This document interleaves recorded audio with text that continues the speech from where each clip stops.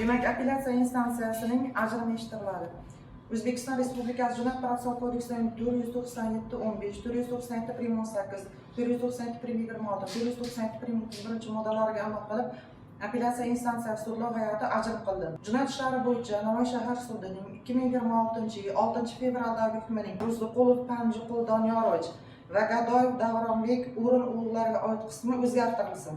Ro'ziqulov, Panjiqul Doniyorovich O'zbekiston Respublikasi Jinoyat kodeksi 168-moddasi 4-qismining A bandidan nazarda tutilgan jinoyatni sodir qilganlikda aybsiz deb topilib oqlansin. Ro'ziqulovga nisbatan qo'llanilgan qamoq ehtiyot chorasi bekor qilinib, u darhol sud zalidan qamoqdan ozod etilsin.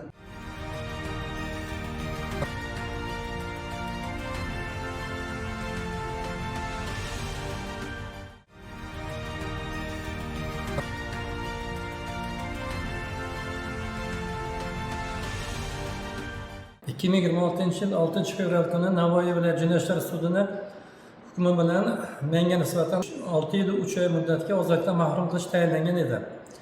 Men bu hukmdan norozi bo'lib, Navoiy viloyat jinoyat ishlari sudini apellyatsiya kollegiyasiga o'zimni shikoyat arizamni bergan edim.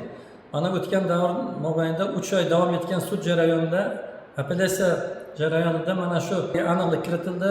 Bir qator ma'lumotlar taqdim qilindi advokatlarim tomonidan, o'zim tomonidan hamda mana shu apellyatsiya sudda ishtirok etgan 3 nafar sudyalar shu ichiga kirib o'rganishga imkoniyat yaratib berishdi. Men fursatdan foydalanib mana shu apellyatsiya sudi sudyalariga o'zim minnatdorchiligimni bildiraman.